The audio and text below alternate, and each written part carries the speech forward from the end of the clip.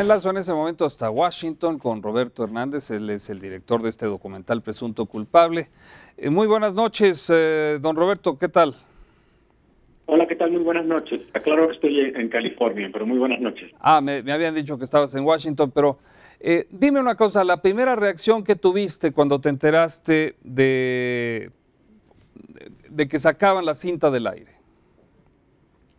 Bueno, pues me sorprendió mucho porque no entendí cuál sería el sustento para un amparo, para que se solicitara un amparo ante RTC, y al parecer hay colegas que concuerdan conmigo en ello, y parece que el sustento de esta petición de que cese la exhibición de la película tendría que ver con que no hay el consentimiento, o esto argumenta la persona que se queja, que es Víctor Daniel Reyes Bravo, que es el que acusó a José Antonio Zúñiga de haber cometido el homicidio de su primo, quien emite esta queja. Y bueno, él afirma que no tenemos el derecho de utilizar su imagen o de haber recabado su imagen para la película.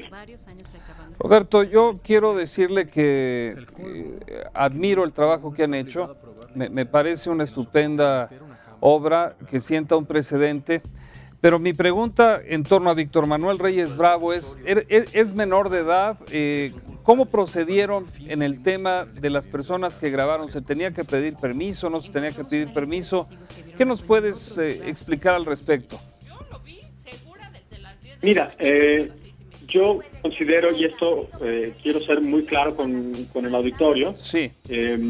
No es un asunto que esté claramente establecido en nuestras leyes y que sea un asunto que, por lo menos en la Ciudad de México, que diario se videograben los juicios y que esto ocurra como una cuestión rutinaria. Hay jurisdicciones como en Monterrey, donde los juicios ya son orales y todos se videograban, o como en Chihuahua, y entonces pues nadie cuestiona allá se videograban los juicios, pero en la Ciudad de México, pues evidentemente los juicios son escritos, son juicios tradicionales, son juicios que operan bajo un esquema bastante anticuado, y ahí pues no se suele videograbar.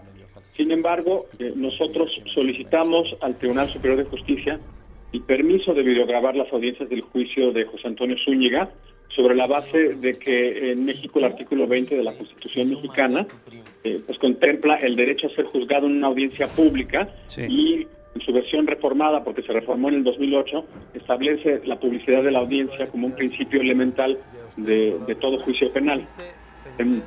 Desde mi punto de vista, una audiencia pública contempla el derecho de poder ver, ¿no?, lo que sucede en un juicio, de poder oír, de poder entender lo que sucede en un juicio, y desde un punto de vista empírico te puedo comentar que investigadores del CIDE han hecho encuestas en las cárceles de la Ciudad de México y han encontrado que por razones arquitectónicas, por razones de agenda, por razones de la infraestructura física del juzgado, 60% de los acusados no pueden ver ni entender lo que pasa en un juicio, y aproximadamente el 100% del público no puede ver, oír ni entender nada de lo que pasa en un juicio. Y la única forma de lograr que un juicio pues funcione como de rendición de cuentas y que sea entendible por el público, para nosotros fue pues filmar ese desastre, microfonear a los participantes en el juicio para que todos pudiéramos ver, oír y entender lo que pasó en ese juicio, ¿no? Entonces fue sobre la base de esa solicitud que nos dieron el permiso de videograbar, sí. Y nos lo refrendaron pues desde el Tribunal Superior de Justicia en 2 administraciones y 3 administraciones de la Dirección General de Prevención y Readaptación Social.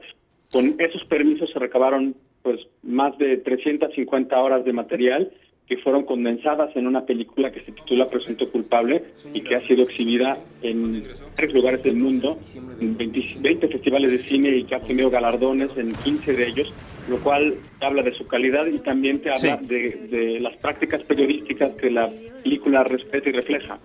Muy bien, esta empatía que ustedes reciben con este trabajo, Roberto Hernández, en el sentido de que queda en libertad alguien que estaba sentenciado a 20 años de cárcel, con este trabajo y con esta declaración de Víctor Manuel Reyes Bravo, que sirve tal vez para lograr su liberación, cuando dice yo no lo vi, y yo no sé quién asesinó a mi familiar. Palabras más, palabras menos. ¿Qué me puedes...? Qué interesante. Mira, esto que él dice, yo no vi quién fue el que disparó. Sí. Lo dijo también a la policía en la averiguación previa ante el Ministerio Público. Sí. ¿No? Sin embargo, esa declaración por escrito no tuvo ningún peso, no tuvo ningún valor absolutamente, porque nadie la pudo ver, oír ni entender. Ningún miembro del público pudo ver y oír y entender eso, sí, que está escondido en un papel, en un tambache de papeles, entre cientos de papeles. Y en cambio hace toda la diferencia para la gente el que puedan verlo en una imagen recabada, en una imagen videograbada, diciendo esto mismo que le dijo a la policía. Esa es la importancia y la potencia y bueno, el sentido de que se videograben los juicios. Por eso solicitamos y planteamos a los legisladores y planteamos al presidente de la República y por supuesto también al jefe de gobierno de la Ciudad de México, que como una cuestión de política pública deben de videograbarse todos los juicios a partir de este momento en todos los tribunales del país. No estamos diciendo que esto sea una práctica ya establecida, estamos diciendo que esa es la práctica que debe de seguirse a partir de ahora. Yo creo que hay una empatía general, oíste a los senadores, a los diputados, falta nada más que leas, y estoy seguro que lo está haciendo el Twitter y las redes sociales. ¿Cómo te quieres ir a dormir esta noche pensando en las leyes mexicanas? ¿Qué te gustaría que pasara con presunto culpable?